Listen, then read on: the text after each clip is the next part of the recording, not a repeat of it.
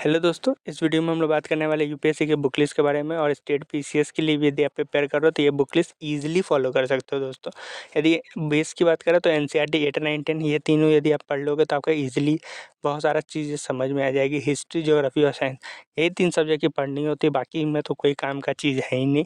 तो आप एनसीईआरटी के 8, 9, 10 में यदि आपको पढ़ना भी है तो ये 3 सब्जेक्ट का पढ़ लो। मुझे नहीं लगता ज्योग्राफी में भी आपको बहुत सा अच्छा कंटेंट नहीं है ना 8 में, 9 और 10th में आपको थोड़ा कंटेंट है। पर यदि आप ये 3 पढ़ लोगे तो आपका बेस बन जाएगा। यदि आपका बेस पहले ही से बना है तो आप डायरेक्ट 11th-12th में घुस सकते हो।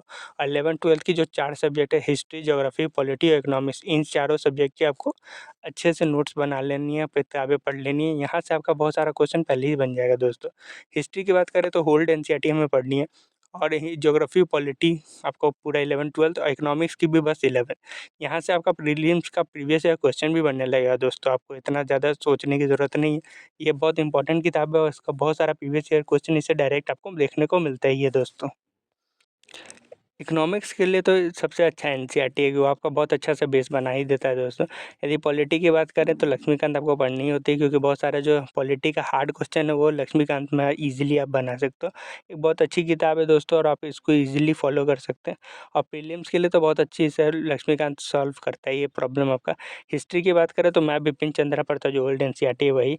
स्पेक्ट्रम भी बहुत सारे लोग पढ़ते हैं, यदि आप मॉडर्न हिस्ट्री के लिए स्पेक्ट्रम पढ़ना चाहते हैं तो पढ़ सकते हैं। मैं उससे नहीं पढ़ा हूँ तो मुझे नहीं उतना अच्छा लगा, क्योंकि बहुत ज़्यादा उसमें कंटेंट बहुत ज़्यादा देने की कोशिश किया गया है, पर उसको रिवाइज़ करना मेरे लिए मुश्किल होता है।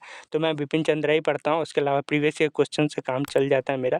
यदि ज्योग्राफी की बात करें तो मैं आपको बोलूँगा एनसीईआरटी बहुत अच्छी किताब है, आप उसको ईज़िली फॉलो कर सकते हैं। एक और किताब है जो मैंने फॉलो की है वो महेश कुमार बनवाल की है, ये भी अच्छी किताब है, आप इसको भी देख सकते हो। इसमें भी अच्छा से ज्योग्राफी के लिए बताया गया है और ज्योग्राफी में इसमें बहुत अच्छा कंटेंट है। इकोनॉमिक्स की बात करें तो मैंने मुन्नाल सर की नोट्स पढ़े हैं और उसी की वीडियोज़ भी देखे ऑनलाइन। तो मुझे लगता है ये इकोनॉमिक्स के लिए इकलौता सोर्स सबसे अच्छा यही होगा। आप इसको फॉलो करो, आपको डेफ़िनेटली फ़ायदा देखने को मिलेगा। इसके अलावा आप किसी और बुक को भी पढ़ सकते हो, पर मैं तो बोलूँगा मुन्नाल सर के वीडियो अच्छे हैं। आर्ट एंड कल्चर के लिए लोग नितिन सिंघानिया पढ़ते हैं, पर मैं नितिन सिंघानिया आप इतना ज़्यादा आप उसमें कंटेंट है दोस्तों कि आप उसको रिवाइज़ और रिटेन नहीं कर पाओगे। एनसीईआरटी के फाइन आर्ट्स की एक किताब आती है वो पढ़ लीजिए और इसके साथ यूट्यूब पे वीडियोज़ देख लीजिए और उसका नोट्स अपने से बना लो। बहुत अच्छा आपका कंटेंट हो जाएगा, देखकर आपको चीज़ें याद भी अच्छी रहती है। तो मैं तो आपको यही बोलूँगा कि यूट्यूब पे वीडियो देख लो, उसमें बहुत अच्छे कंटेंट। एनवायरनमेंट और साइंस एंड टेक के लिए कोई भी कोचिंग के नोट्स ले लो, क्योंकि एनवायरनमेंट और साइंस एंड टेक ना बहुत करंट ओरिएंटेड है दोस्तों, करंट ओरिएंटेड ही इसमें क्वेश्चंस आते हैं। और यहाँ पे आपको थोड़ा-सा जो पुराने क्वेश्चंस हैं उस तरह के जो थ्योरेटिकल अब सवाल ज़्यादा नहीं मिलते, बहुत ज़्यादा करंट ओरिएंटेड ही हैं। तो इस पे आप यदि इस पे काम करोगे तो डेफ़िनेटली आपको बहुत अच्छा फ़ायदा मिलेगा। तो एनवायरनमेंट और साइंस एंड टेक के लिए तो मैं यही बोलूँगा कि किसी भी क्लास कोचिंग के नोट्स वोट ले लो और उसको करंट से सप्लीमेंट कर लो। आपको ईज़िली एनवायरनमेंट और साइंस एंड टेक के बहुत सारे क्वेश्चन आप ईज़िली इससे सॉल्व कर ही लोगे। एनवायरनमेंट के लिए शंकर की किताब भी बहुत अच्छी आती है, साइंस एंड टेक के लिए भी अच्छी किताबें अवेलेबल हैं, पर मुझे लगता है कि क्लास नोट्स बहुत अच्छा हो सकता है। जनरल साइंस यूपीएससी के लिए नहीं पूछा जाता दोस्तों, पर यदि आप यूपीपीसीएस दे रहे हो या बीपीएससी दे रहे हो तो वहाँ पे जनरल साइंस आपको अच्छे से बना करना पड़ता है। उसके लिए एनसीईआरटी और लूसेंट एक अच्छी किताब है, आप उसको फॉलो ज़रूर करो। साइंस के बहुत सारे क्वेश्चन आप इजीली उससे भी सॉल्व कर सकते हो। करंट अफेयर्स की बात करें तो करंट अफेयर्स मेन चीज़ है, आज के टाइम में 30-40% करंट अफेयर्स का वेटेज हो जाता है दोस्तों। तो आपको न्यूज़पेपर तो पढ़नी है, साथ में मंथली मैगज़ीन भी पढ़ लो। मैं जो मंथली मैगज़ीन पढ़ता हूँ, मैं विजन आईएएस की मंथली मैगज़ीन ही को फॉलो कर रहा हूँ और मुझे उससे अच्छा रिज़ल्ट मिल जाता है, तो मैं उसे ही फॉलो करता हूँ। और ये यदि मैं यूपीपीसीएस उत्तर प्रदेश या बीपीएससी जैसे एग्ज़ाम देता हूँ, तो वहाँ पे लास्ट में 1 ईयर का जो कंपाइलेशन आता है, तो वो पढ़ लेता हूँ।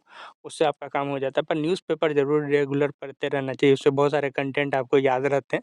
डेफ़िनेटली वहाँ से डायरेक्ट क्वेश्चन नहीं लड़ते हैं, पर आपको बहुत अच्छा से वो चीज़ें याद रखने में मदद करता है। Test series previous year question जब आपका सिलेबस कंप्लीट हो जाए तो ये दोनों चीज़ करनी ही है।